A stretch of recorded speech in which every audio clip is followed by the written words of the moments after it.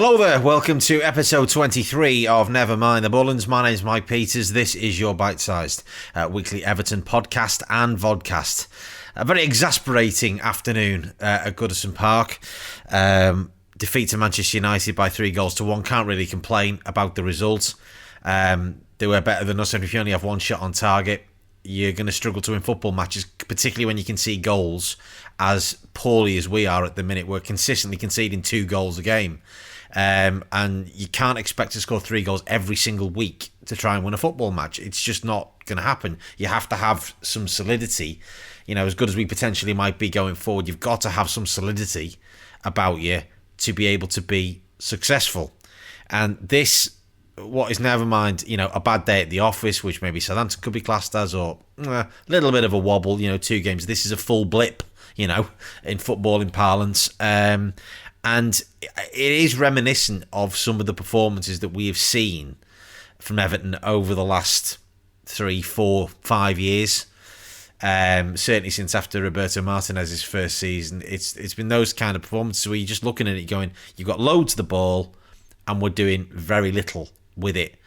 No real cutting edge today. Dominic Calvert-Lewin yet again did brilliantly, sets up the goal. Into winning the ball in the air against Lindelof. Great flick off to Bernard and a good finish from him, although he didn't seem to catch it quite right, but I think he planned to kind of pull it inside David De Gea's right hand post.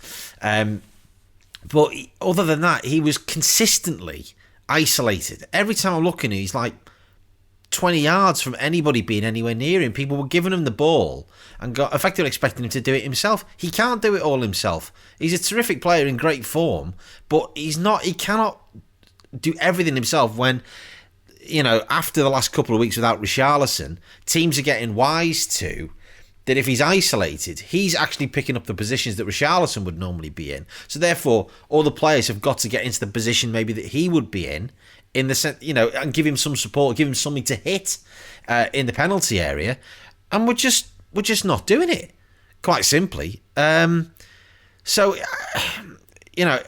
It's very, very disappointing.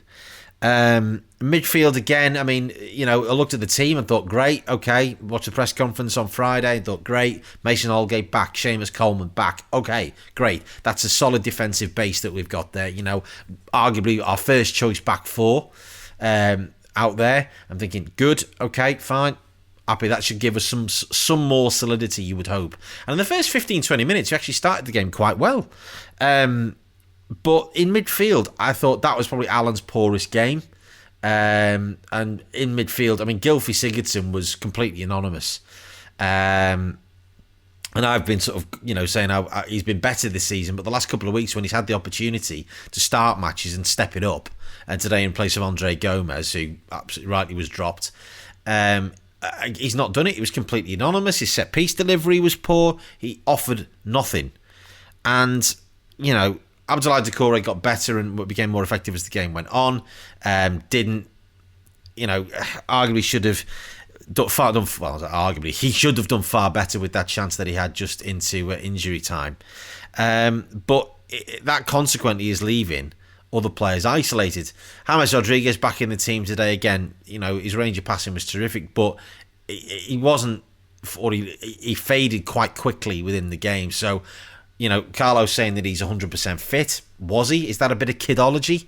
I don't know, because he didn't seem to look 100% fit, and he certainly didn't influence the game as much as you would want him to, or certainly as we need him to at the moment. I thought Bernard actually did really, really well. Linked up really well with Luca Dean. Created that chance where Luca Dean, of course, hit the post, which was probably the wrong decision. There's a couple of other better options there instead of him slamming it into the near post. But we've got a couple of weeks now before Fulham away, and we've got to use that time at Finch Farm. I know a lot of the players are going to be away, to try and identify how we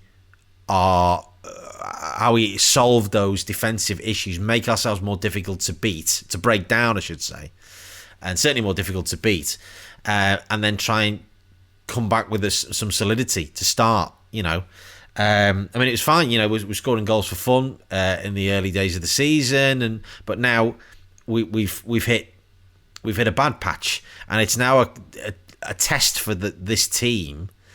Even though arguably it's only in, let's say, phase 1 of its development, to see how we come out of that and develop that and overcome these issues, whether that is to bring Yerry Mina back in and push Mason Holgate into midfield. I'm not sure. But it's just kind of when you're looking at the options to change the game, and again, the first option was to again bring on Alex Iwobi, and your heart kind of sinks because Alex Iwobi, all right, I mean, he did all right today. I'll concede that. He was active within the game. He put in a really, really good cross that was just cut out just before Don would have nodded it in from a yard or two out. He was far more active within the game today than he has been when he's played in the last few weeks, but he's not consistent, and that's the problem. And his tendency is not to try and beat a man, it's to try and come back inside off the right flank and try and influence the game, because that's where he wants to be. But then bring on Cenk Tosun, be thinking, great, well, that's all fine and good bringing Cenk Tosun on, but actually, is anybody putting in the crosses for him? So I don't know. I mean, there's obviously still a lot of work to be done on improving and developing that squad. But we've now got a run of 3 games where you would hope we'd be able to score goals and try and get ourselves back into some semblance of form. Away at Fulham, we've got Burnley to come, and of course Leeds, and that's going to be a very open game. So that could end up being 7-6. The way that Leeds play, which I admire them for enormously. But yet again, looking at the team sheet, and I said this last week about Anthony Gordon, what does he have to do to get in the team? He could have really... I mean, the decision to start Bernard absolutely was the right one. I get that, but surely he is an option to come off the bench, and yet he wasn't even in the 18 today. Now, unless he's injured, I don't understand. He's a player that could impact, could create things, and he's opted not to be used. Very, very frustrating. The only good thing is... that Richarlison's back after the break. James has got a couple of weeks maybe to get fit, although supposedly he's going to be going away and playing for Colombia in that time. So doing a lot of travelling, obviously. So, but again, it's now quite clearly shown to other teams that how absolutely vital Richarlison is to us, in that we haven't won a game without him since he's been at the club. And that is a barrier and a hurdle that we need to get over. Again, today is another game. I think that's the 41st game, according to the stat that I saw, where we've been 2-1 down at half-time and have failed to overturn that deficit and actually win the game. And I mentioned the midfield, and they were poor today, and they were, in terms of their marking, at fault for not closing down Bruno, particularly the first one. He was in acres of space in the penalty area, on the penalty spot. Somebody from the midfield has got to be dropping off and picking him up. I would have thought that was Alan's job, or Abdoulaye Doucouré. And then the second goal, he's given too much time to cross the ball in, which obviously then whizzes past Marcus Rashford there and ends up dunking off the post and going in.